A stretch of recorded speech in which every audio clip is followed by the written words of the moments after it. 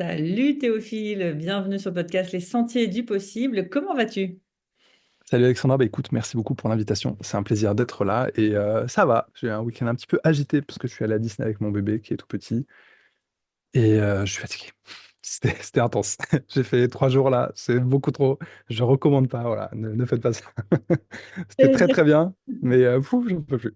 j'allais C'est dire ça, vraiment, je vais c'est pas arrêter de sacrément marcher. courageux, hein. Ouais, ouais, je crois que c'est équivalent de courir 2 3 marathons. A priori, tu vois, c'est mon estimation là à ce stade. Mais sinon, ça va très bien, écoute. Ouais. Ça va très très bien. Et toi, j'espère que ça va également. Bah moi aussi, là, moi je reviens de fêter les 95 ans de ma grand-mère, tu vois, donc c'est Joyeux anniversaire à elle. un sacré week-end. Magnifique. C'est un Ah, bel âge. C'est ouais. vrai. Théophile Laroussini, pour ceux qui ne te connaissent pas, tu es un peu le king du coaching, tu maîtrises à fond le coaching. Est-ce que tu peux en dire un peu plus sur qui tu es? Ouais, bien sûr, je réfute l'appellation King du coaching. Je sais, Alexandra qui m'appelle comme ça, c'est pas moi. Qui je suis du coup. Donc, bah, moi j'ai 32 ans. Je suis papa depuis pas longtemps également. Voilà. Donc, c'est un peu le plus important dans ma vie là en ce moment évidemment, donc je me détermine comme ça avant autre chose. Et bah, pour ce qui nous intéresse, du coup, je suis CEO d'une école de coaching qui s'appelle Link Up Coaching, qui existe depuis longtemps, depuis 2007. Mais moi, j'y étais pas en 2007 évidemment, j'étais pas majeur d'ailleurs, j'avais pas encore mon bac en 2007 et j'ai rejoint la boîte en 2016 et j'en ai pris la direction en 2021. Voilà, sur Link Up. Et également, là, on a lancé quelque chose de nouveau dont je suis également bah, du coup CEO par affiliation. Du coup, c'est un SaaS de développement d'activités, d'accompagnement client et de développement des compétences pour les coachs professionnels qui s'appelle Link Up Pilot. Donc, voilà, pour ce que je fais en ce moment et qui je suis. Et comment t'es tombé dans le coaching, du coup? Bah, écoute, c'est une excellente question. Donc, comment je suis tombé dans le coaching? Donc, en fait, moi, j'ai surtout un background de chercheur. Je fais beaucoup de la recherche enfin, pendant longtemps. Et quand je suis arrivé à Link Up, donc en 2016, j'y suis arrivé en stage, tu vois, en stage d'été, parce que je faisais un master enfin, j'étais en études de sociologie, en fait, et j'allais entrer en master de sociologie, et je faisais vraiment master recherche. Moi, je voulais être chercheur, en fait, au départ, et faire de la recherche en sociologie, tu vois, voilà. Et donc, je suis entré en stage à Link Up pour pour structurer le département R&D. Donc, je faisais des fiches de lecture, d'ouvrages de sociologie, de philosophie et tout, tu vois, qui peuvent intéresser le coaching, parce que bah, pour ceux qui connaissent pas forcément le coaching ou qui s'interrogent sur le coaching, c'est une discipline qui fait partie des sciences humaines et sociales, et c'est une discipline d'accompagnement comme la psychologie et d'autres, ou le management d'ailleurs, et qui a donc des fondements scientifiques, et c'est le même corpus conceptuel et théorique que la psychologie en gros, hein, ou que la sociologie des organisations. T'as à peu près les mêmes choses, même s'il y a un corpus vraiment spécifique coaching qui s'est développé, surtout dans le monde anglo-saxon, depuis quelques années. Donc il y a plein d'articles hyper intéressants, n'hésitez pas à vous renseigner évidemment. Et du coup, bah, voilà, je faisais vraiment ça, tu vois, le lien entre corpus théorique, conceptuel et le coaching. Et petit à petit, j'ai un peu structuré cette activité là-bas. Et en fait, j'ai été embauché après le stage en proposant, bah, tu vois, de vraiment structurer le département R&D. Et donc, on a créé notamment une revue qui s'appelle la Revue européenne de coaching, qui existe encore aujourd'hui. Je la gère plus maintenant, c'est Diego, qui est le responsable R&D chez Linkup aujourd'hui, qui la gère. Et mon objectif, c'était bah, de donner accès au coach, en fait, dans un premier temps, tu vois, c'est vraiment ce que je voulais faire, à bah, ce corpus conceptuel et théorique, parce que c'est important dans le cadre du développement d'une pratique, tu vois, réfléchie et efficace, et également dans des aspects plus marketing, mais j'y reviens dans 2 secondes, de connaître enfin, de comprendre pourquoi le coaching marche, en fait, parce que bah, ça marche, enfin, le coaching en l'occurrence, tu vois, hein, du coaching, c'est un impact positif sur certains éléments, notamment le leadership, par exemple, si tu accompagnes des leaders, bah, c'est plus efficace de faire du coaching que de ne pas en faire, tu vois. Il y a plein de choses comme ça qui le montrent et beaucoup d'études qui vont dans ce sens. Et donc, c'était important bah, pour moi de faire ça, de donner accès à cette connaissance qui est pas forcément facile d'accès parce que bah, la science, tu vois, il faut savoir lire déjà des références scientifiques, tu vois, c'est pas évident. Et donc, l'idée, c'était de vulgariser tout ça, de le rendre accessible pour que tu puisses, toi, en tant que coach, tu vois, le mobiliser au quotidien et que ça facilite ton activité. Et par ailleurs, que ça facilite aussi, bah, comme je le disais, tu vois, tous les aspects marketing et répondre à des objections que tu peux avoir en coaching. Et tout ce travail, bah, ça aboutit notamment il n'y a pas longtemps à un livre blanc qu'on a sorti qui s'appelait Répondre aux critiques du coaching, je crois. Je sais plus le nom exact.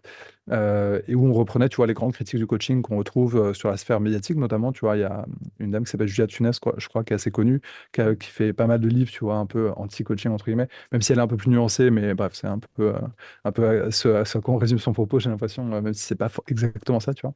Et il y en a plein d'autres comme ça, et du coup, notre but, c'était vraiment de répondre à ça, et voilà. Donc ça a commencé comme ça.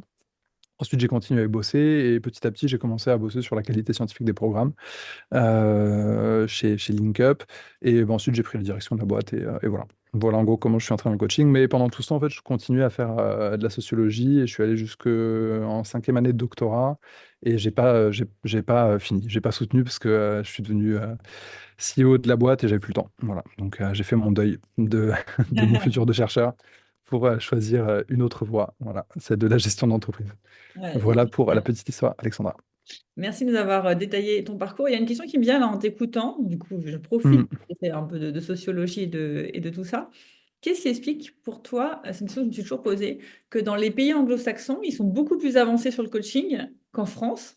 Est-ce que c'est des choses culturelles? Est-ce que c'est juste qu'il faut laisser le temps au temps et qu'eux, ils ont eu ça avant nous? C'est quoi un peu, niveau sociologique, les explications, si tu en as? Ouais, bah, je peux en donner une première qui est juste, enfin, tu vois, purement organisationnelle, c'est que le coaching a émergé aux États-Unis avant la France, tout simplement. Donc, il y a une antériorité, en fait, tout simplement, tu vois. Donc, c'est les années 60-70. Donc avant tout ça, il y avait aussi et ça, du coup, ça rejoint la deuxième raison, j'y viens dans 2 secondes.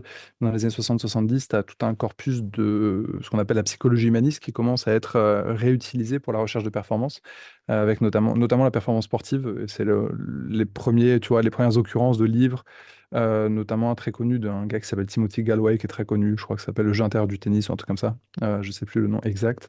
Et ça commence vraiment, tu vois, voilà, comment j'utilise des méthodes et des procès psychologiques pour améliorer ma performance, en fait, en l'occurrence sportive, dans un premier temps. Très vite, évidemment, ça s'est développé vers la performance tout court. Donc, tu as retrouvé, tu vois, des préparateurs mentaux, entre guillemets, tu vois, un petit peu comme ça, on pourrait les appeler comme ça, en entreprise, sur des gros postes de direction, tu vois, aux États-Unis.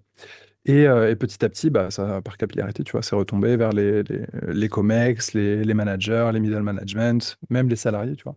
Et c'est comme ça que la culture du coaching aux États-Unis, c'est hyper grossier, hein, ce que je viens de dire. Je suis pas un historien du coaching, évidemment, me tapez pas, s'il vous plaît, mais en gros, c'est ce qui s'est passé. Et comme ça a commencé d'abord dans ce monde anglo-saxon, bah, évidemment, il y a une avance, puisque bah, ils ont adopté, entre guillemets, la technologie, tu vois, si on peut le dire comme ça, ou la discipline, bah, avant la France. Ça, c'est la première chose. Et je pense que la deuxième raison, et là, c'est vraiment, alors c'est un petit peu comptoir, hein, ma réflexion. Ok, encore une fois, je mets tous les guillemets et tout à ce que je dis, mais c'est vraiment ma perception de la chose. Ok, c'est pas du tout en fait établi, mais c'est ce que j'en pense. Je pense qu'il y a aussi une culture d'accompagnement en France qui est assez unique en fait dans le monde, avec une vraie attention portée à la psychanalyse, de manière un petit peu bizarre d'ailleurs, parce que la psychanalyse c'est vraiment considéré comme une pseudo-science partout dans le monde en fait, sauf en France. C'est encore, enfin, ça l'est en fait maintenant, mais il y a encore beaucoup de psychanalystes en France et c'est encore, tu vois, la psychanalyse est quand même encore vue comme quelque chose d'important pour plein de raisons. Moi, je pense que c'est surtout lié, tu sais, un peu à l'exception culturelle française, entre guillemets, qui a été mise en avant. Donc, t'as beaucoup d'auteurs, notamment Deleuze et Guattari, qui sont vraiment mis en avant et tout, et qui ont vraiment beaucoup bossé là-dessus. Euh, et qui ont fait que bah, le paysage intellectuel français a toujours considéré la psychanalyse comme quelque chose de noble et d'important, euh, alors que c'est pas du tout fondé, quoi. Et de l'autre côté, tu vois, dans le monde anglo-saxon, tu as ce que j'expliquais tout à l'heure, la psychologie humaniste, qui s'est développée très vite, avec un aspect beaucoup plus, et la psychologie expérimentale, pardon, également, qui s'est développée beaucoup plus vite, beaucoup plus tôt, et qui n'a pas été freinée par cette tradition, tu vois, intellectuelle. Ce qui fait que bah, très vite, tu as eu, tu vois, des rapports de co-construction entre patients et thérapeutes, bah, qui ont amené en fait au coaching à cette horizontalité qu'on a dans le rapport, tu vois, coach-coaché en coaching, qui aurait pas été possible sinon. Et je pense que bah, ça explique aussi la réticence qu'on a, et notamment même, tu vois, je dirais même la forme de coaching qu'on a en France, qui est un petit peu différente de celle dans le monde anglo-saxon. Si tu parles à des coachs de tradition entre guillemets anglo-saxonne, qu'ils soient anglais ou français d'ailleurs, ils ont beaucoup moins de problèmes à se considérer comme coach de performance, comme accompagnateur de performance, tu vois, qu'on peut en avoir en France. Et tu vois, on parlait un peu off-camera juste avant des différentes écoles de coaching, et des différentes visions du coaching. Et c'est vrai qu'il y a quand même pas un carcan, parce que c'est positif, c'est quelque chose de bien et d'important, tu vois, mais il y a des règles éthiques et déontologiques au coaching en France qui peuvent avoir tendance à vraiment limiter ce côté coaching de performance, tu vois, de manière parfois, je trouve, un peu superficielle, tu vois, et de manière peu intéressante et pertinente, tu vois. C'est-à-dire que on peut très bien faire du coaching de performance tout en restant dans un cadre éthique et déontologique pour le bénéfice du client, etc. Tu vois, il y a pas de problème par rapport à ça. Et je pense que le coaching, c'est un peu construit comme ça en France, ce qui retarde aussi son adoption, je pense. Parce que si tu cherches quelqu'un avec qui, tu vois, réfléchir à ta vie passée, à tes valeurs et tout, bah, tu vas avoir un psy, en fait. Tu vas pas avoir un coach. Et du coup, c'est vrai que cette spécificité du coaching, vu qu'elle est un peu en retard en France, bah, ça fait que je pense les coachs se retrouvent un peu en compétition avec des professionnels dont l'accompagnement n'a absolument rien à voir, en fait, tu vois, parce que, évidemment, quand tu vas avoir un psy, tu as d'autres problématiques que quand tu vas avoir un coach. Et ça, c'est pas très clair vis-à-vis du public, je trouve, tu vois, j'ai l'impression. Donc, on travaille à clarifier ça, c'est important, et c'est pour ça que je publie autant sur LinkedIn, tu vois. Et c'est pour ça qu'avec LinkUp, on fait en sorte, tu vois, de vraiment publier le plus possible et de rendre, bah, voilà, publier au sens rendre public, tu vois, ce qu'est le coaching, ce que peut être le coaching, ce que peut faire le coaching et ce qu'en tant que coach, on peut faire, en fait, tu vois. Et c'est important pour nous d'ouvrir cette fenêtre, tu vois, et de dire, bah voilà, t'es coach, t'as le droit d'accompagner la performance, voilà ce que tu peux considérer comme bien, tu vois, dans ta pratique. Et voilà un peu, pour répondre à la question, je me suis complètement perdu là, je sais plus où j'en suis, mais j'espère que c'était clair pour toi, tu me dis, Ouais, n'hésite pas à non, relancer si c'était c'est pas le cas. ultra intéressant sur la différence entre Ouais. la France, on va dire, et les pays anglo-saxons. Et je rebondis, là, tu parlais des choses, on en parlait un peu en off, justement, qu'on ne s'autorise pas en Mhm. France sous regard de l'éthique.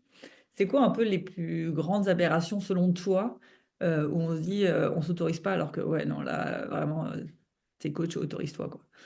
Bah, je veux dire, pour moi, il y en a deux, pour pas faire une liste de 50 000 trucs, tu vois.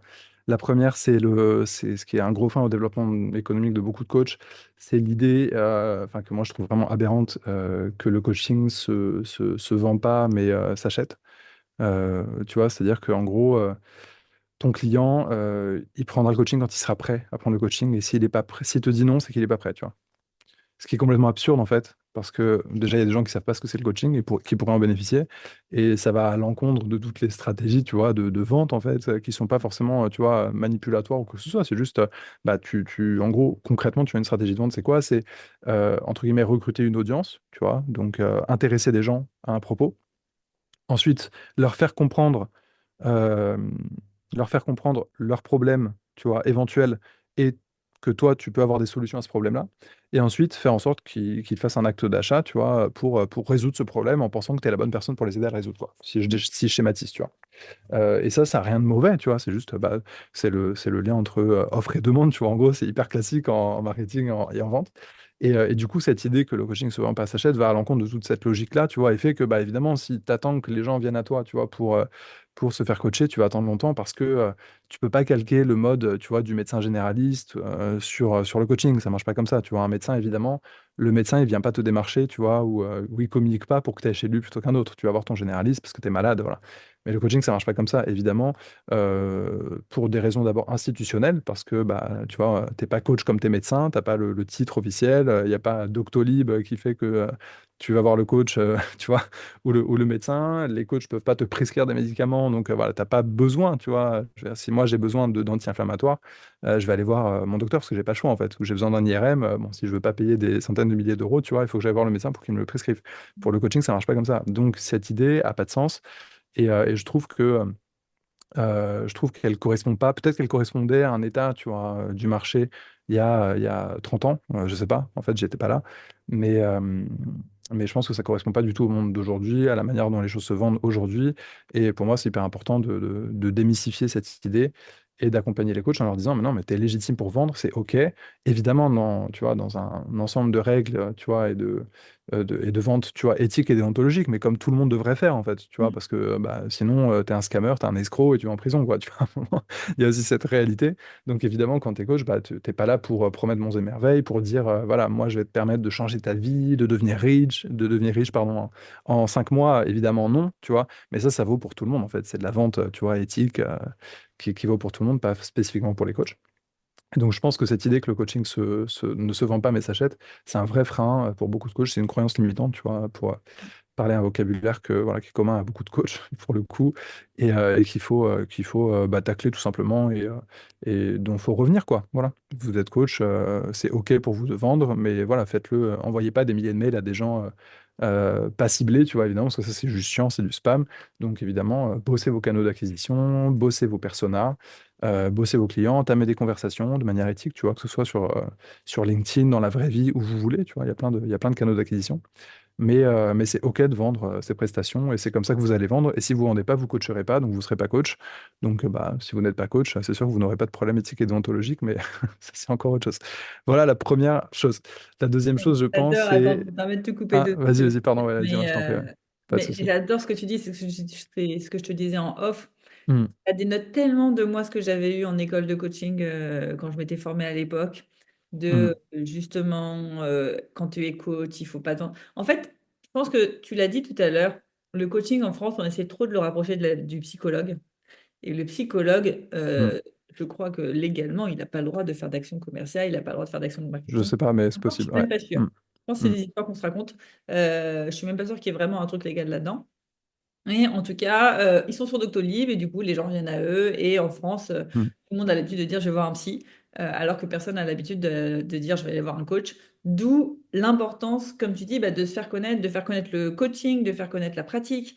Et moi, ce que j'aime bien dire, c'est que la vente, c'est un coaching de prise de décision. Et quand tu dis ça à un coach, tout de c'est suite, ça vrai. donne Hmm, plus envie. C'est ah oui, tiens, je vais aider la personne à prendre la meilleure décision. Et du coup, vraiment, merci Théophile. J'insiste là-dessus. Je pense qu'il n'y en a pas beaucoup dans les écoles de coaching pur et dur qui ont cette vision réaliste du marché du coaching et du coup hmm, de bah oui, il faut vendre. Enfin, tu peux faire du bouche à oreille, il n'y a pas de souci, mais ça va prendre beaucoup de temps. Il va falloir être très patient.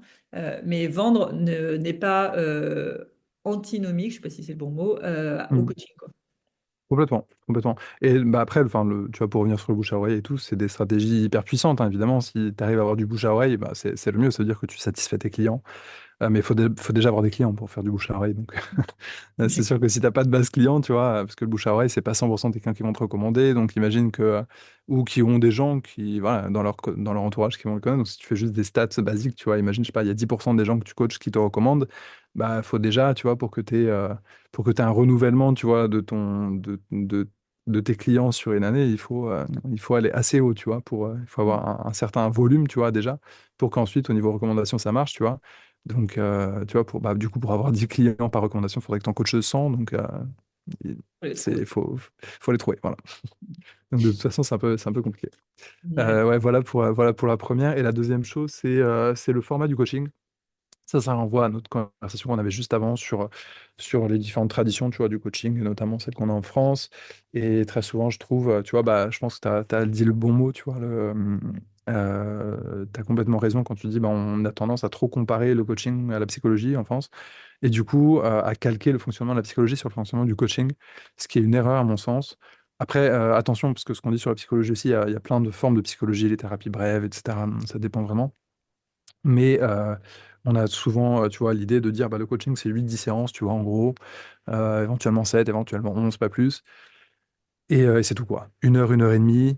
Tu fais éventuellement des petits boulots interséances, tu vois, et après peut-être une petite séance feedback, allez, si t'es un petit peu fou, tu vois. Mais à 6 mois, mais c'est tout. Tu fais pas de calcul de ROI et tout. Et j'ai fait pas mal de posts, tu vois, sur le ROI et tout. Et souvent, j'ai des coachs, de moins en moins maintenant, mais des coachs qui répondaient en mode mais le retour sur investissement du coaching n'est-ce pas le temps qu'on prend pour soi et tout. Je fais oui, non, mais ok, mais sauf que si tu vas vendre à une boîte, tu vois le dirigeant, la dirigeante, et tu lui dis ton investissement de 10 000 € là, non, c'est bien, parce que du coup, tes managers, ils vont être introspectifs, tu vois. Le mec, il va te voir comme un fou, il va dire, mais ça va pas ou quoi? C'est quoi concrètement le ROI, tu vois? C'est quoi mes problèmes? Ok, tu vas réduire mon turnover, tu vas améliorer le leadership de mes managers, donc ils vont être plus performants pour atteindre mieux leurs objectifs. Tu vois, mon manager qui vient de faire sa prise de poste, il va être opérationnel plus vite. Enfin, c'est ça, du vrai ROI. Et le plus dommage, je trouve, c'est qu'il y a toute une littérature scientifique, là j'en vois tout ce que je disais tout à l'heure, qui montre que le coaching justement, a un impact positif sur ces éléments-là, tu vois. Donc, pourquoi on se prive, en fait? Va lire la littérature scientifique et base-toi sur la littérature scientifique, tu vois, si voilà, si t'es pas à l'aise, pour montrer que en tant que coach, tu es capable de faire ça. Et du coup, bref, je reviens sur la question des licences et tout. Donc l'idée que le coaching voilà, fait 8, 10 séances et c'est tout, et que toute autre modalité d'accompagnement viendrait parasiter la pureté du coaching un petit peu. Et ça, je pense que c'est l'autre gros mythe qu'il faut démonter et que je m'évertue à casser sur LinkedIn à longueur de semaines, enfin à peu près tous les jours avec mes posts, quoi. C'est un peu pour ça que je publie beaucoup. Parce que je pense qu'il y a plein de modèles en fait, de coaching. Et ça, c'est pas moi qui l'invente, hein. C'est pas, tu vois, un jour, je me suis pas réveillé en me disant, waouh, j'ai rêvé de mode d'accompagnement. Non, c'est des coachs qui me disent ce qu'ils font, tu vois. Et moi, je vois, oui, ça marche trop bien, tu vois, ce que tu fais. Donc, ça peut être tu vois, des packages d'accompagnement, des groupes de coaching slash codev, tu vois. Il y a plein de possibilités. Donner accès à des outils, tu vois. Franchement, c'est hyper puissant. Et il n'y a rien de plus puissant que de mixer le coaching à d'autres approches, genre la formation, genre le consulting, tu vois. Et moi, je vois énormément de coachs dans la réalité, tu vois, qui font, tu vois, des phases de consulting avant où tu as une phase diagnostique assez aiguë, assez experte, tu vois, vis-à-vis d'une entreprise. À partir de ça, tu détermines des axes d'amélioration, de progression et d'accompagnement et tu vas aller coacher les personnes correspondantes. Et ensuite, tu détermines, tu vois, des ressources qui vont permettre de pérenniser les acquis du coaching. Et là, bah, tu vas éventuellement faire de la formation, du codev, des trucs comme ça, du mentoring et tout, tu vois. Et ça, c'est hyper important. Et je pense que il faut pas se limiter à la question des séances. Tu peux très bien fonctionner autrement, tu vois. Avec éventuellement des coachings flash, tu vois, ça marche bien en entreprise. Quand t'as un public qui n'a pas trop l'habitude, tu vois, de faire de l'introspection, qui n'a pas trop le temps, bah, tu fais 3-4 séances de coaching, mais avant tu fais passer des tests, tu prépares, tu vois, je sais pas, tu peux faire passer du MBTI, du DISC, des tests de personnalité, ce que tu veux en fonction des besoins, tu vois. Tu fais 3-4 séances où vraiment tu vas te concentrer sur détermination et atteinte de l'objectif, c'est tout, tu vois. Et toute l'exploration contextuelle, tu peux la faire par tu vois, des protocoles IA, par des tests. Et c'est hyper puissant en fait. C'est hyper puissant. Et donc, faut pas se limiter, je pense. Et c'est dommage de se limiter. Il faut tester, encore une fois, toujours dans les frontières éthiques et déontologiques du métier. Faut pas faire n'importe quoi. Faut pas manipuler son client. Faut toujours faire en sorte de travailler à l'atteinte de ses objectifs à lui et pas calquer nos propres solutions sur lui et tout. Mais ça, moi, je pense que l'idée des 10 séances, tu vois, un peu cadrées et tout, c'est juste des coachs un peu flemmards, tu vois, qui ont la flemme de faire un travail d'autoréflexivité et d'attention sur justement leur posture, en fait. Parce que, évidemment, quand tu fais du coaching, du consulting et de la formation, bah, faut être plus vigilant à ta posture quand tu coaches. Bah, c'est un travail. Voilà. Donc, bosse, tu vois. Et tu seras plus impactant pour tes clients et ton coaching sera meilleur, tu auras plus d'opportunités, tu pourras mieux te développer.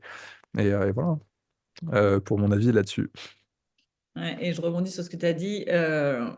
Le coach, je pense, peut accompagner son coaché dans la limite du travail Mm, qu'il fait sur lui.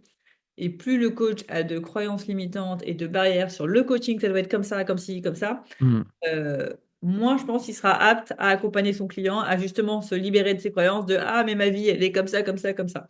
Euh, complètement.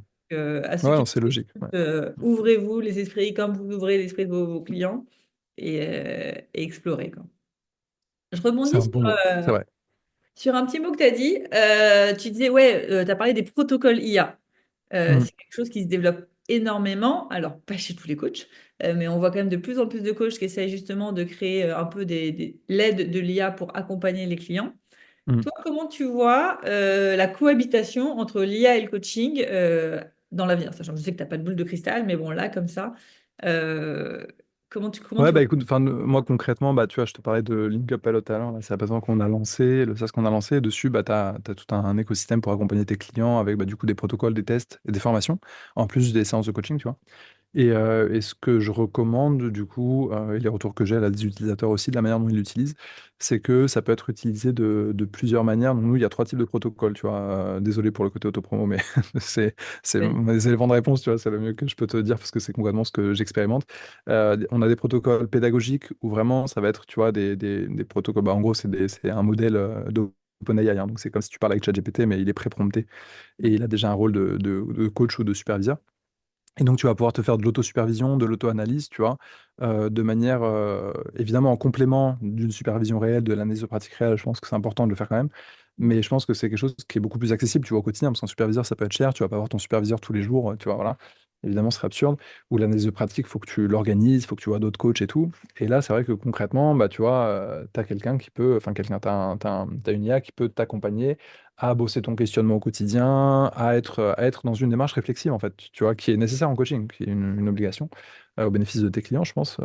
Et du coup, c'est vrai que c'est une vraie aide à ce niveau-là. Donc, sur toute la partie auto-réflexivité, auto-évaluation, tu vois, du coaching, je pense que les protocoles IA, c'est une énorme richesse, tu vois. Ce sera évidemment beaucoup plus puissant, je pense, que juste d'être devant une grille d'auto-éval et de la remplir, tu vois. Ça, c'est clair. Même si c'est bien ce genre de grille, tu vois, et on en donne en formation notamment, parce que ça permet d'ancrer une pratique, tu vois, ça permet de se confronter, tu vois, et d'avoir une idée de ce que tu peux faire. Mais je pense que, tu vois, avec de l'IA en plus, c'est encore plus positif et encore mieux. Donc à ce niveau-là, je pense qu'il n'y a pas de débat, tu vois. Là, pour le coup, je vois aucune problématique, tu vois, même éthique vis-à-vis de cet usage. Ensuite, tu as tout ce qui est assistant administratif, tu vois, évidemment, bon, ça pose même pas de problème. Mais tu vois, on a par exemple une aide à la rédaction de contrats ou synthèse de séances, des trucs comme ça. Bon, là, franchement, il n'y a pas trop de sujet non plus. Et après, la question, en effet, devient épineuse quand on parle de l'accompagnement des clients par ce biais-là. Or, là, je me réfère encore une fois, tu vois, moi, c'est un peu c'est un peu ma safe place, tu vois. C'est une réponse facile, mais il y a beaucoup de protocoles de coaching qui ont été validés et prouvés scientifiquement, et je pense que, bah, tu vois, ça sert à ça la science aussi. À un moment, si tu te réfères à des impératifs éthiques et déontologiques, bah, je pense qu'une connaissance éprouvée, construite, testée, etc., tu peux la mobiliser, évidemment avec des garde-fous et tout. Mais tu vois, bah, ce qu'on a construit, par exemple, c'est des protocoles. Tu vois, donc on allait regarder dans la littérature comment certains outils ont été, tu vois, euh, mis en protocole, entre guillemets. Donc, tu vois, le score, je sais pas si tu vois ce que c'est, le score, c'est Ouais. l'exploration contextuelle, ou le Bateson, ou des trucs comme ça. Ou même des trucs plus management, genre les chapeaux de Bono, tu vois, qui sont c'est des outils un peu de coaching d'équipe, où tu vas prendre différents rôles et tout. Bah, c'est des outils qui renvoient à des protocoles, en fait, donc une suite logique d'action, tu vois. Donc, le score, en gros, je me rappelle plus c'est la situation, le contexte, je crois, objectif, ressources, et le E, je sais jamais, émotion, je crois. Non, Je suis pas c'est. sûr. Bref, désolé les amis, on se rappelle plus du score. Mais c'est différents éléments, t'inquiète, mais c'est différents éléments en fait qu'on va explorer au fur et à mesure en coaching, tu vois, pour bah, faire sens d'une situation et en fait pas la dédramatiser, mais en gros objectiver une situation. Tu vois, en gros c'est ça le score. Et évidemment, ça passe par un questionnement, tu vois, qui va être en différentes phases, en fonction des différents endroits où tu en es dans le protocole. Et donc ça, tu peux tout à fait l'automatiser, en fait. Évidemment, ce sera, tu vois, c'est pour ça que je dis, il faut faire attention, ce sera pas aussi puissant que si toi, tu es en coaching avec ton client, tu vois, parce que tu as une capacité de rebond qui sera pas la même, tu as une intuition experte qui sera pas la même, tu as une relation aussi à ton client qui sera pas la même, tu vois. Pour autant, je pense que de la même manière que de l'autosupervision IA, ça remplace pas la supervision, mais c'est un excellent complément au quotidien, tu vois. Bah, des protocoles IA, par exemple de score ou d'exploration contextuelle, c'est d'excellents compléments pour tes clients, tu vois, si tu les cadres bien et si tu donnes un cadre à tes clients propice, tu vois, pour les utiliser. Et je pense que c'est très bien, tu vois, ça fait gagner du temps à tout le monde. Non, c'est une très bonne chose. Et la manière dont les utilisateurs là, de Pilot l'utilisent notamment, tu vois, ils font souvent de l'exploration contextuelle avant le coaching pour que bah, les premières séances, en fait, elles soient directes, tu vois, direct sur l'atteinte de l'objectif et tout. Et ça répond aussi à des impératifs de clients, tu vois, parce que bah, quand tu as un client qui a pas le temps, tu vois, qui a des impératifs rapides, etc., bah, tu vois, il va pas. Et même des impératifs de budget, tu vois, il va pas passer deux, trois séances à juste faire une exploration de ses valeurs et tout, même si ce serait l'idéal, mais il y a des gens, ils veulent pas le faire, ou même tu vas galérer à briser la glace parce qu'ils sont pas prêts à s'ouvrir auprès de toi, notamment dans des cadres où le coaching est prescrit, tu vois. Imagine un manager, c'est son dirigeant qui lui a pris le coaching, il est OK avec ça et tout, le manager, tu vois. Mais peut-être que bah, il va pas s'ouvrir autant qu'une personne que tu as en coaching de particulier qui va faire du coaching de vie, tu vois. Parce que là, la personne vient pour ça, pour, entre guillemets, s'épancher, pour, tu vois, pour discuter tout dans un cadre libre et non contraint. Mais peut-être le manager, tu vois, il a d'autres choses à faire. Déjà, le coaching lui prend du temps de travail. En plus, bah, c'est son patron qui lui a commandé le coaching. Du coup, il n'a pas forcément envie de s'étendre sur ses états d'âme avec toi, tu vois, parce qu'il ne te connaît pas. Donc voilà, il y a aussi des éléments concrets, tu vois, et factuels qui font que c'est hyper intéressant de faire ça. Et je pense que s'en couper, c'est encore une fois dommage. Et voilà, évidemment, ça représente une part de risque, mais je pense qu'elle est largement mesurée et qui ne met pas en danger le client, c'est ça le plus important. Ça représente une part de risque, mais à nous de faire le boulot, tu vois, ensuite, pour bien cadrer le client là-dedans et pour faire en sorte que ce soit fait de manière éthique et déontologique, quoi. Voilà. Donc c'est du travail en plus, mais je pense que ça aide le client et ça fait gagner du temps aussi au coach. Donc c'est win-win, à mon avis. Voilà pour ma take sur l'IA. Je sais pas ce que tu en penses toi d'ailleurs, mais voilà ce Je que suis j'en pense, tellement moi. d'accord avec toi. Moi, je l'utilise au Ouais. quotidien, que ce soit pour mes clients, pour moi, pour tout le monde. Et je Mm. recommande à tout le monde de s'y mettre. Je pense vraiment qu'en plus, c'est un avantage compétitif.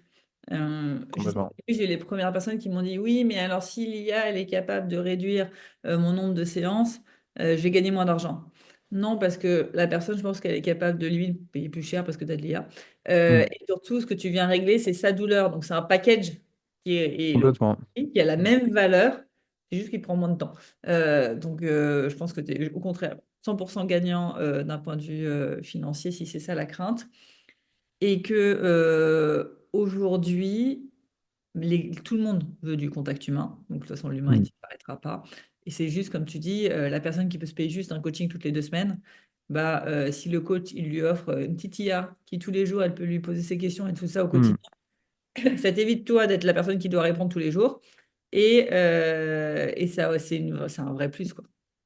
Complètement, absolument, absolument. Et de toute façon, toi, t'as pas trop de coûts de production par rapport à ça. Donc, c'est pas comme si ça allait rogner ta marge, tu vois, en termes purement économiques. Donc, voilà, pourquoi se priver, franchement. Oui, t'as l'abonnement de ChatGPT, peut-être, ou l'abonnement Claude, ou ce que tu veux, tu vois, à payer, mais bon, c'est rapidement amorti, je pense. Donc, non, moi, je pense, je suis d'accord avec toi. C'est vraiment, ce sera toujours un plus. Et surtout que ça te permet beaucoup plus ça permet beaucoup plus de souplesse dans ce que tu peux offrir, tu vois, en tant que coach. Et parce que, tu vois, pourquoi enfin, pourquoi limiter le coaching, tu vois, ou l'accompagnement, ou la relation, juste aux séances de coaching, tu vois. Tu peux très bien, l'accompagnement, donner l'accès, tu vois, à ces ressources pendant X mois, tu vois, pour que la personne puisse pérenniser tout ça, puisse s'autonomiser, tu vois, vis-à-vis de toi, petit à petit. Et voilà, c'est hyper puissant et c'est trop bien parce que tu laisses accès à ton client à un espace. Et ça, après, tu le valorises comme tu veux, tu vois. Tu peux faire, moi, souvent, ce que je recommande, c'est du coup de faire une séance feedback, tu vois, à 6 mois, voire un an, tu vois, voire d'en faire deux. Et entre-temps, tu laisses l'accès à des ressources. Et du coup, bah, tu fais le point sur l'intérêt de ces ressources pour la personne et tout. Et ça permet de continuer la relation, tu vois, sans pour autant rogner sur l'indépendance du client, je pense. C'est ça qui est bien. Et en continuant la relation, bah, ça permet d'optimiser aussi le taux de recommandation que tu vas avoir. Donc, les gens vont être plus satisfaits de ton accompagnement. Tu vas rester en contact avec eux plus longtemps, donc tu auras plus d'avis positifs et plus de recos et tout. Donc, enfin, franchement, c'est bénéfique pour tout le monde et ça permet d'avoir beaucoup de souplesse dans les modes d'accompagnement que tu vas avoir, quoi. Donc, pourquoi s'en priver? Moi, je suis d'accord avec toi. Allez voir ça, mais après, c'est sûr qu'il faut bosser un tout petit peu sur l'impact que ça peut avoir sur le client pour éviter de. Voilà, que. Après, bon, il y a peu de chances que ton IA dise des dingueries, tu vois, à ton client. C'est plus trop le cas maintenant, mais bon, faut quand même faire attention au cas où et toujours vérifier, je pense, l'impact, tu vois, que ça peut avoir sur le client. Mais a priori, il n'y a pas trop de. Tout le monde utilise ChatGPT, il n'y a pas de problème, tu vois, a priori. Donc voilà. Et comme tu dis, ça se teste. Les premières personnes qui vont le tester Mm. disent d'ailleurs que c'est un test, qu'il ne faut pas peut-être en tout prier de la lettre suivant ce qui sera dit et d'avoir les feedbacks. Absolument. Moi, je sais que j'ai créé comme ça des GPT. J'ai une cliente qui m'a écrit, non mais Alexandra, le GPT, là j'ai échangé avec lui, il m'a changé ma vision, j'ai une remotivation de dingue, etc. Ouais. Moi, j'ai rien, enfin je dis, je lui ai donné le GPT, quoi, mais j'ai envie de dire, mais cool, on a économisé une séance de coaching. Si Bah, le c'est bien, bien GPT sûr. arrive Mm. à la motiver, à lui mettre de la clarté comme ça, tant mieux. Et je me dis pas, ah mince, il m'a remplacé mon job. Je dis non, on va pouvoir être plus focus la séance d'après. Mm. Euh, Complètement. et aller droit au but. Parce que la mise en action, après, tu vois, c'est vraiment, là, c'est toi qui vas la faire, tu vois, et si la personne est capable de se mettre en action toute seule, bah, tant mieux pour elle, tu vois, et en fait, elle a pas besoin de coaching, donc, C'est l'analogie que c'est j'aime sûr. souvent, moi, c'est avec les coachs sportifs. En Ouais, vrai, on sait tous faire des squats et des pompes. On n'a pas besoin de quelqu'un pour nous dire comment faire. tout Euh, à fait. et pourtant, les coachs sportifs dans les salles de sport, il y a un nombre de personnes qui sont au cours.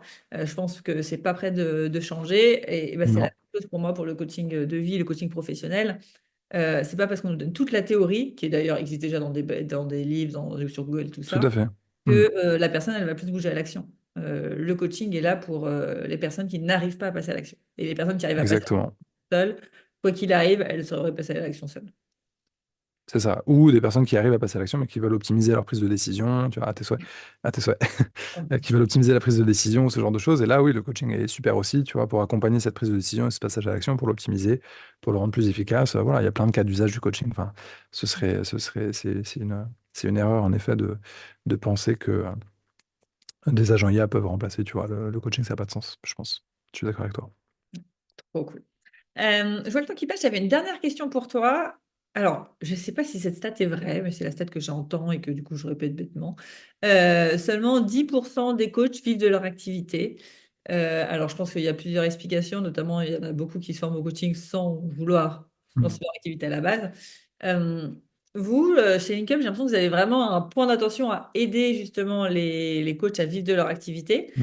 C'est quoi un peu soit les erreurs, soit les bonnes pratiques que tu recommandes justement pour vivre de son activité? Ouais.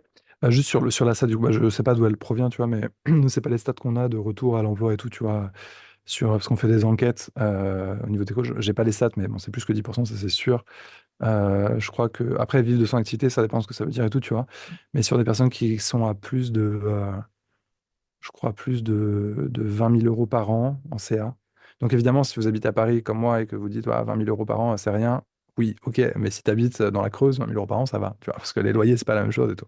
Désolé, j'ai rien contre la Creuse, hein, mais c'est juste le prix de l'immobilier, quoi, tu vois. Donc il y a des situations différentes de vie qui font que bah, tu as besoin de plus ou moins de CA et on n'a pas tous les mêmes objectifs, pardon. Et du coup, au-dessus de 20 000 euros de CA, tu vois, je crois sur nos répondants, on est à plus de 70, 75%, je crois, tu vois. Donc bon, après, ça dépend, voilà, je sais pas d'où vient le chiffre, mais moi, j'ai pas forcément les mêmes, mais évidemment, après, c'est pas forcément la même population. Je pense qu'il y a un deuxième truc vis-à-vis du. Après, je réponds à ta question, désolé. Il y a un deuxième truc vis-à-vis de cette stat, c'est aussi l'idée que. Enfin, en fait, moi, je me pose toujours la question de comment, c'est un peu mon biais de sociologue, tu vois, comment. Qu'est-ce qu'on mesure, en fait, exactement, et comment est perçue la question. Est-ce que vivre de son coaching, ça veut dire vivre que du coaching? Parce que, tu vois, après, tu peux dire, OK, dans ton activité, t'es coach, t'es formateur, t'es consultant. euh, et, euh, et du coup, dans ton CA, le coaching, c'est que 10% sur cette année. OK, certes. Mais en fait, être monoactivité, déjà, c'est une mauvaise idée, tu vois. Moi, je vous recommande pas d'être monoactivité dans la vie. Deuxièmement, c'est chiant, parce que tu feras toujours la même chose. Donc, il n'y a aucun mal à faire plusieurs choses à la fois, tu vois, avoir différentes casquettes. C'est en plus hyper puissant, tu vois, quand tu accompagnes des gens, d'avoir un accompagnement hybride. C'est une super opportunité et il y a beaucoup de clients qui attendent ça. Et du coup, tu vois, moi, je connais des coachs qui, une année, vont être full consulting parce que bah, ils ont une grosse mission, donc voilà, ils sont full consulting. L'année suivante, bah, ils passent dans la phase coaching, du coup, ils vont être full coaching. Mais du coup, ça dépend de quand tu mesures, tu vois, voilà. Du coup, une année, il va me dire, bah oui, 10% de mon activité, 10% de mon CA, c'est le coaching. Donc, du coup, bah, en effet, j'en vis pas vraiment, tu vois. Et l'année suivante, le coaching, ça va représenter 80% du CA, donc oui, il va en vivre, donc il va faire partie de ceux qui en vivent. Donc, il faut faire juste attention à ça. Et je pense que dire que quelqu'un ne vit pas du coaching parce que le coaching représente pas, enfin, représente une part minime de son CA, c'est une erreur aussi. Donc voilà. Après, je ne sais pas comment la SAT a été construite, mais c'est juste un petit disclaimer par rapport à ça. Au niveau des bonnes pratiques, je pense qu'il y a deux catégories en fait de coachs. Il y a ceux qui, donc je parle de coachs certifiés qui se forment en sortie de Ah oui, formation, tu vois, donc du coup un public que je connais. Euh, il y a ceux qui ont un passé dans l'entrepreneuriat et qui ont une expérience dans l'entrepreneuriat. Alors, il y en a plus en fait. Attends, je vais revenir en arrière. vas-y. Chez les gens qu'on forme, en tout cas chez LinkUp, il y a une diversité de profils en sortie. Ok, en entrée aussi évidemment, mais en sortie, il y en a un peu moins de diversité en sortie qu'en entrée évidemment, parce qu'ils vont se spécialiser dans le coaching plus ou moins tous. Mais tu as des personnes qui vont être coach interne. Ok, donc là, bah, ils n'ont pas de souci en fait. Tu vois, ils seront coach interne, ils se forment, ils sont payés par leur boîte, ils sortent, ils changent de poste dans leur boîte ou ils ajoutent le coaching à leur fonction. Et ça peut être des DRH, tu vois, ou des responsables RH. Et ils vont être responsables RH de leur PME, tu vois, de, je sais pas, 100 personnes, tu vois. Ils vont être aussi coach interne ou manager ou ce que tu veux. Et là, du coup, bah, ces personnes-là n'ont pas de problème d'employabilité parce qu'ils sont salariés, ils sont coach interne. Donc, il n'y a pas de souci. Ensuite, tu as les personnes qui sont déjà entrepreneurs dans le monde de l'accompagnement. Donc, ça peut être des formateurs, des consultants, des chasseurs de tête, tu vois, il y a plein de possibilités. Et qui décident d'ajouter une corde à leur arc et du coup de devenir coach. Et du coup, bah là, ça commence à compliquer le comptage parce que tu te dis, OK, donc déjà, ils ont une activité d'entrepreneur et ils vivent du coaching. Ils vivent de leur entrepreneuriat, mais du coup, le coaching, c'est une activité qu'ils vont être en train de développer. Donc, forcément, bah, la première année, ils vont prendre leur mission de consulting de formation et peut-être qu'ils vont tu vas parsemer de coaching par-ci par-là, etc. Donc, ça va prendre un petit peu de temps. Mais ces personnes n'ont pas forcément de problématique, je pense, tu vois, d'employabilité non plus. Donc, là, je n'ai pas trop de conseils à donner là-dessus, tu vois, évidemment, puisque, bah, a priori, ils connaissent leur métier et tout. Après, tu as les personnes qui n'ont pas d'expérience dans l'entrepreneuriat et qui veulent se lancer dans le coaching. Et là, en fait, la problématique d'employabilité, c'est pas une problématique de coach, en fait. C'est une problématique d'entrepreneur, tu vois.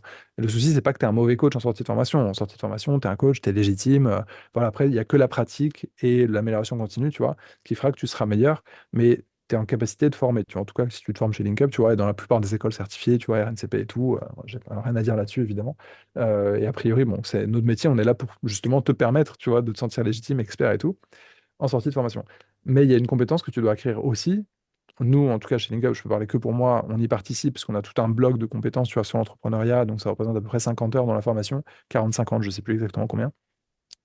Et où on va t'accompagner, tu vois, en faisant de l'accompagnement de projet pro, en faisant, bah, tu vois, business plan, machin, bon, bah, tout ce qui te permet d'acquérir enfin, de préparer ton lancement d'activité.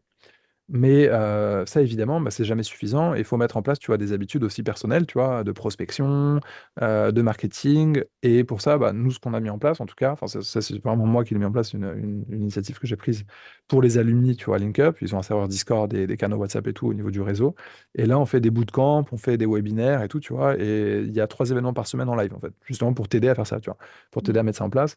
Et du coup, moi, ce que je dirais, mais en dehors même de LinkUp, tu vois, donc si vous êtes formé chez LinkUp, bah, venez, pour ceux qui n'y sont pas, mais la plupart ils sont dans le Discord et tout, on vous accompagne avec plaisir.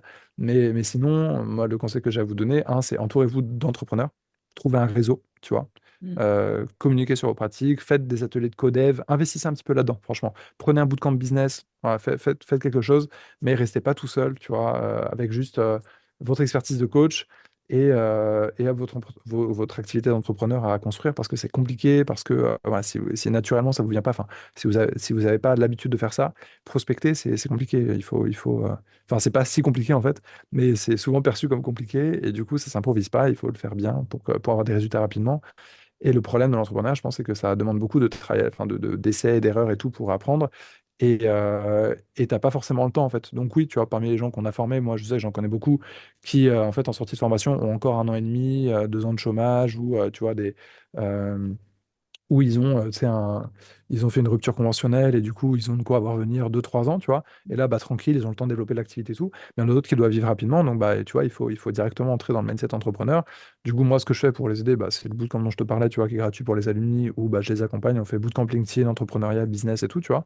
Et c'est vraiment comme un groupe un peu de codev où, tu vois, on est à plusieurs et on discute de nos canaux d'acquisition, nos stratégies, de tests et tout, tu vois. J'essaie de leur donner aussi des ressources, tu vois, concrètes sur comment prospecter. Avec, bah, tu vois, on a des GPT notamment, c'est d'écriture de DM, de marketing, tu vois, des trucs GPT pour faire des personas, tu vois, des trucs comme ça. Mm. J'essaie aussi via LinkedIn gratuitement, bah, pour le plus de monde possible, de donner plein de ressources au max que je peux, tu vois, pour vous aider, enfin pour aider les coachs en général dans le développement de l'activité.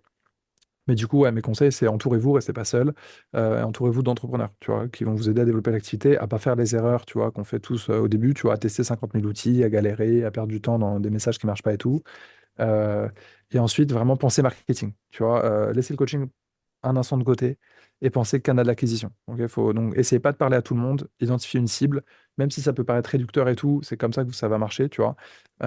Donc, identifier des personas, faites-les les plus détaillés possibles. Ensuite, construisez des messages marketing et ensuite bossez vos strates d'acquisition. Donc, ça peut être les réseaux sociaux, évidemment, même si c'est pas forcément le plus rapide, mais ça peut être les réseaux sociaux.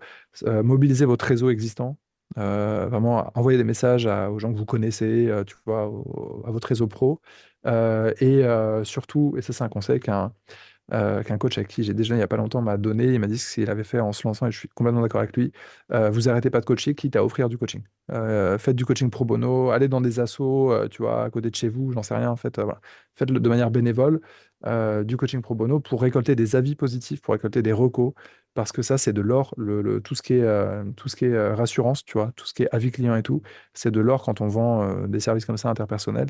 Parce que, tu vois, quand tu décides de prendre un coach ou pas, bah, tu as envie qu'il ait de bons avis, tu as envie qu'il soit recommandé. S'il en a pas, bah, ça crée beaucoup de doutes, tu vois.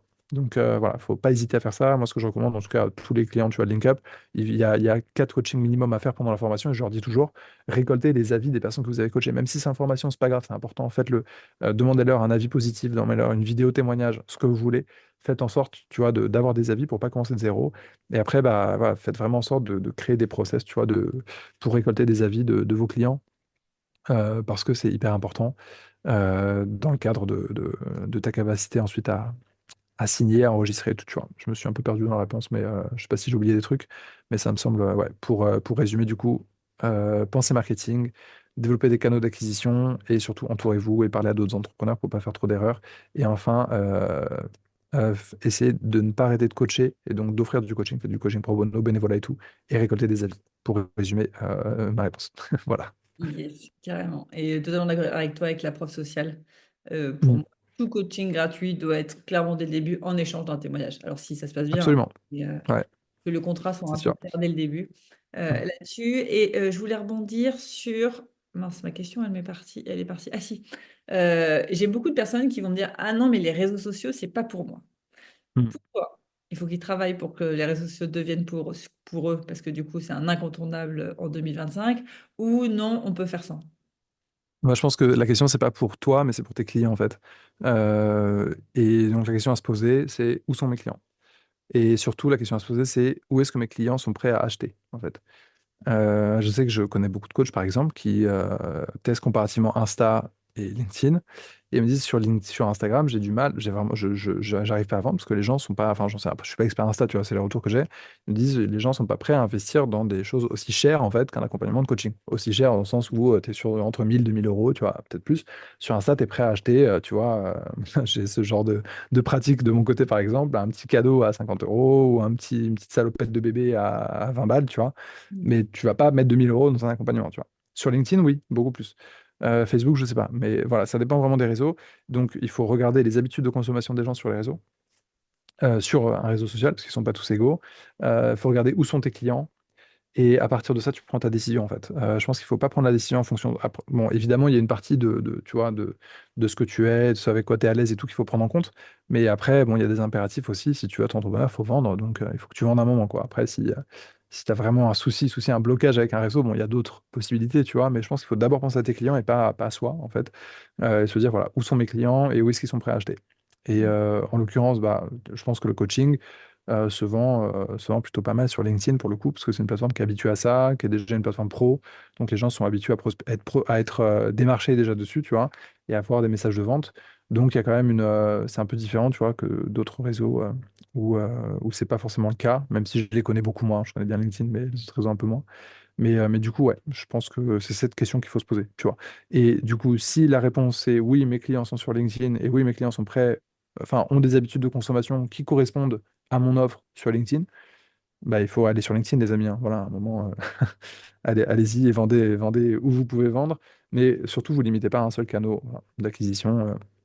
Un seul canal, pardon, d'acquisition, euh, pour pas être trop dépendant d'une plateforme. Mais je pense que, tu vois, on parlait du bouche à oreille tout à l'heure, il faut le cultiver, donc faut, voilà, c'est ça aussi les recommandations, les avis positifs et tout, tu vois, il faut garder le contact avec ses clients, leur dire de vous recommander si vous le pouvez, sans passer pour un forceur, mais dans le maximum de vos capacités, et activer votre réseau pro, voilà, et démarcher des boîtes, démarcher des gens, etc.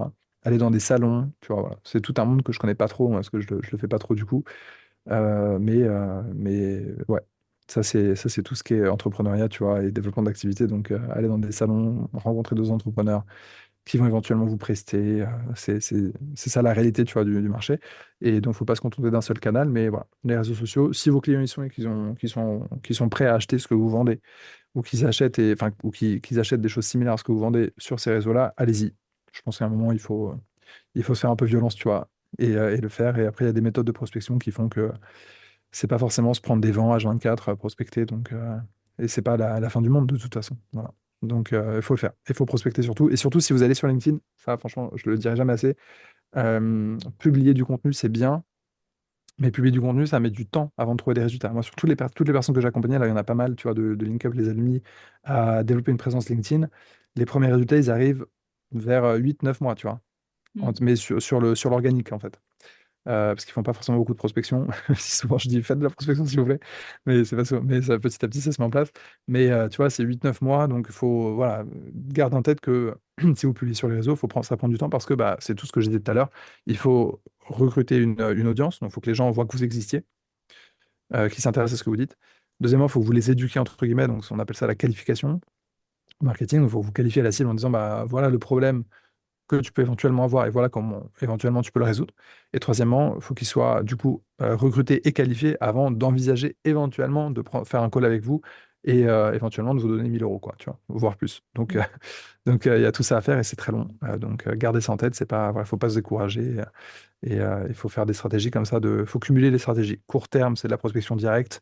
Moyen terme, c'est de l'organique, donc produire du contenu, etc. Et voilà, long terme après ça, on s'en fiche. Mais voilà pour ce que je peux recommander sur les réseaux. Yes, et moi je suis comme toi, je suis une pro LinkedIn. Je sais qu'il y a gros débat, hein. Et les coachs en général préfèrent tous Instagram parce que c'est moins Mhm. professionnel, plus cool, etc. Mais je pense c'est alors sociologiquement c'est un fait. Mhm. Sur LinkedIn, il y a une majorité de cadres sup qui ont un plus gros salaire. Ah bah oui, Sur ouais. Instagram, qui va brasser toute la France, du plus petit qui a 18 ans jusqu'au plus grand qui a 65 ans. Euh, et du coup. en proportion, sur LinkedIn, tu touches beaucoup plus de monde qui ont un gros portefeuille que sur Instagram. Et la Mhm. concurrence aussi est beaucoup plus facile sur LinkedIn que sur Instagram. Aujourd'hui, tellement tout le monde est sur Instagram que sortir du lot est ultra compliqué parce que tout le monde publie. Mhm. Alors sur LinkedIn, j'ai plus la stat, mais je crois qu'on est toujours autour des 5-10% des Ou même personnes moins, qui je crois, hein. publient. Ouais, Mais c'est 5 ça. sur 5 je crois. Mhm. On n'est pas encore beaucoup de personnes qui publient sur LinkedIn. Du coup, bah, si toi, tu publies et régulièrement, et comme tu dis, tu tiens sur la durée au bout de 8-9 mois, bah, direct, tu sors du lot et tu prends bah, ton marché, quoi. Complètement, complètement. Si, encore une fois, tu vois, tu articules ça avec des strates de prospection active. C'est toujours ce que je dis, Oui. tu vois, le passif, l'inbound, c'est bien. Mais ça doit être revu comme un support à l'outbound, donc à la prospection active. Tu vois, voilà. En gros, si tu vas parler à quelqu'un et qu'il arrive sur ton profil, t'as pas de photo de profil, t'as pas de bannière, t'as rien publié, tu vas dire bah c'est un scam, c'est qui cette personne, tu vois. Si à Oui. l'inverse, la personne vient vers toi et que tu publies tous les jours un truc hyper intéressant sur ses problèmes, il va se dire ok, enfin déjà il va considérer ton message et se dire ok, ça peut être intéressant. Je dis pas qu'il va acheter, tu vois, mais Mm. voilà, c'est comme tu vois c'est beaucoup mieux qu'avoir un site internet ou un blog en vrai, tu vois. Ça, je dis, il y a beaucoup de coachs qui se lancent, tu vois, franchement, et c'est un autre conseil pour les coachs qui se lancent du coup. J'en vois beaucoup qui me disent ah bah vas-y, j'ai réservé dans mon business plan 2000 € pour faire mon site internet et tout, mais ça va pas ou quoi? Vous êtes fous? Ne faites surtout pas ça. Investissez cet argent ailleurs, faites autre chose, achetez un bootcamp business ou ce que vous voulez, tu vois, il y a plein de possibilités. Mais un site internet n'a aucune utilité, je pense, en lancement d'activité, ça ne sert à rien. Éventuellement, fais ta page de vente, tu vois, avec un Tally ou avec Webflow ou ce que tu veux. Mais LinkedIn, c'est largement suffisant pour avoir du contenu, du contenu chaud et une visibilité, c'est bien mieux. Après, encore une fois, attention, ça dépend de ta cible et tout. Si ta cible veut que tu aies un site internet, bon, on va faire un site internet, mais je vois pas trop l'intérêt d'investir autant sur un site, surtout il y a des possibilités gratuites aujourd'hui, tu vois. Donc, franchement, ouais. Voilà, Alors, n'investissez pas d'argent dans les sites internet. Ouais, dis-moi, pardon. ouais, non, je suis totalement d'accord avec toi. Faites vraiment une page toute simple sur Notion, Mhm. un Word même, sur système.io, bref, n'importe quoi. Ouais, ouais, complètement. Parce que pour enfin, votre site internet, les gens iront dessus parce qu'ils vous auront connu et ils ont tapé votre nom, prénom. Donc, si personne connaît votre nom, votre prénom, personne ne va le taper. Donc, de C'est base, ça. un profil LinkedIn même suffit, quoi. Non, complètement. Et même, tu vois, même sur une logique où tu veux ranker sur, tu vois, sur des mots-clés sur Google, enfin là, tu vois, tu parlais de la concurrence sur Instagram, mais vas-y, laisse tomber si tu veux ranker en organique sur Google en tant que coach indépendant et tout, c'est C'est fini. ça. Oui, tu vas peut-être le faire un peu en local, par-ci, par-là, tu vois, mais c'est pas du tout un canal d'acquisition que je recommande, en tout cas à ce stade, tu vois. Non. Ça, c'est sûr. Sinon, faut avoir le budget pour faire de la pub, quoi. Ouais, non, c'est super cher. Donc, faut pas faire ça. Ça, c'est clair. C'est clair. Super.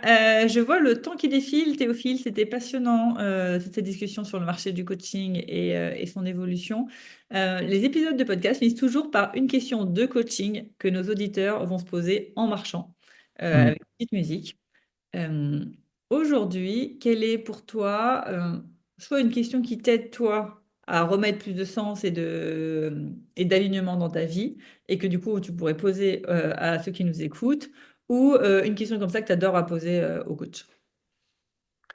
Waouh, c'est une colle ça. Attends, je vais réfléchir. Donc une Vas-y. question que j'utilise pour moi, pour mon développement, tu vois, Ouais, au fur et à mesure du je temps, sais quoi. pas moi, de quoi tu as peur et va là-dedans, tu vois, une Ouais, ouais, question c'est et une que bonne du question coup, ça. C'est une bonne les coachs question. vont pouvoir se poser. Ah, je saurais pas comment te répondre. Attends, je réfléchis pour voir quel type de question je me suis posé.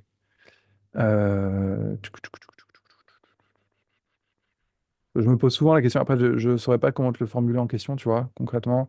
Mais j'ai tendance à être très autoréflexif, peut-être un peu trop parfois, tu vois. Donc, faut faire attention à ça pour pas ruminer et tout, ça c'est d'autres problèmes. C'est le problème d'être trop autoréflexif. Mais je me pose souvent la question bah, de la conséquence, tu vois, de mes actions. Est-ce que ça va être positif, est-ce que ça va être négatif? Donc, tu vois, c'est concrètement, bah voilà, si je fais ça, bah, qu'est-ce que ça va donner, tu vois, derrière? Et donc, ça, c'est vraiment en termes de prise de décision. Et pour autant, tu vois, j'essaie de justement d'agir en fait. En fait, j'essaie de réfréner ça, tu vois, en me posant la question, bah voilà, est-ce que c'est vraiment nécessaire de trop réfléchir pour faire cette action? Et en fait, en gros, si j'arrive à voir que les conséquences seront pas forcément, enfin pas catastrophiques, je peux enlever le catastrophique, tu vois, de l'équation, ça me permet de prendre une décision plus facilement, en fait, tu vois, et de me dire, ok, bah, je suis dans quel, tu vois, je suis dans quel cadre d'action, en fait. Et je me pose souvent cette question, là, c'est vraiment sur la partie business, tu vois. Très souvent, je me dis, bah, tu vois, un investissement, par exemple, bah, combien il me coûte? Ok, est-ce que je peux perdre 5 000 € là? Ouais, ok, c'est bon, vas-y, bah, j'agis qu'importe le résultat, tu vois. Et du coup, ça me permet aussi et cette gestion, tu vois, des conséquences. euh, Donc coût à vente, coût bénéfice, quoi, tu vois, que je me pose vraiment, bah, enfin, presque naturellement, tu vois, dès que je prends une décision. Ça nous permet, en tout cas, je pense, en tant qu'entreprise, tu vois, de constamment innover, de constamment tester et de pas se reposer sur nos acquis, tu vois. Donc, une bonne question à se poser, je pense, quand on prend une décision, c'est coût-bénéfice et surtout de faire en sorte que ça ne devienne pas freinant pour vous, tu vois. Donc, il faut bien réfléchir, tu vois, à des cadres, en fait, de prise de risque acceptables et voilà. Donc, ça, c'est ce que je fais. Et après, bah, sinon, classiquement, de manière individuelle, c'est qu'est-ce qui est important pour moi, tu vois, ce genre de choses, quoi, tu vois, voilà. Ok. C'est nul comme question, ouais. C'est Non, un peu, moi, j'aime un beaucoup peu ce la que j'ai question. en tête au quotidien, quoi. Ouais. J'aime beaucoup la question quel est le rapport coût-bénéfice de ma décision? Mhm. Et comme tu dis, bah, s'il est bon, go, quoi. On arrête de se poser des questions. Mhm. Mais même s'il est mauvais, c'est ça qui est important pour moi, tu vois.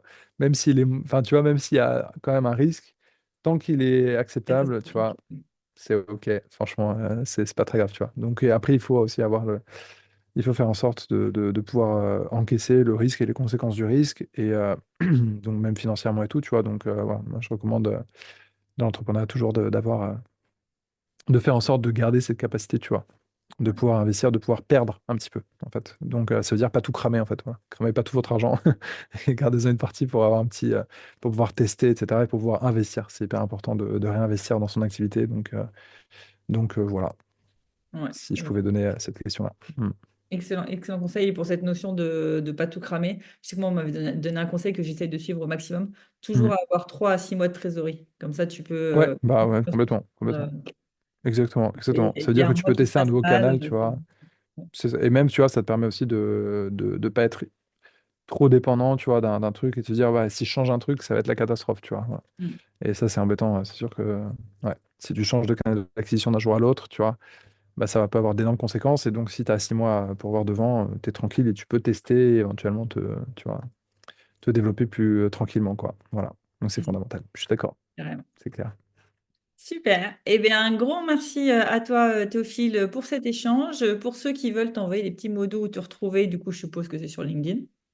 Absolument, tout à fait, tout à fait. Même si, franchement, la messagerie LinkedIn, faites un truc, les amis de LinkedIn, parce que moi, je veux bien les petites fonctionnalités, voir les vues des commentaires et tout, mais ce serait bien qu'ils fassent des corps features, tu vois, un jour. Là, j'en peux plus, moi. Mais ouais, ouais, non, c'est sur LinkedIn, en DM LinkedIn, n'hésitez pas, et voilà. N'hésitez pas à me relancer si jamais j'ai pas répondu, désolé, parce que parfois, parfois, du coup, je perds des messages, parce que, bref, c'est pas hyper facile à gérer, mais n'hésitez pas. Et voilà, bah, merci beaucoup pour l'invitation, Alexandra, c'était un plaisir en tout cas. C'était cool, et à la prochaine, Ouais. j'imagine. À la prochaine, Théophile. Ciao. Ciao!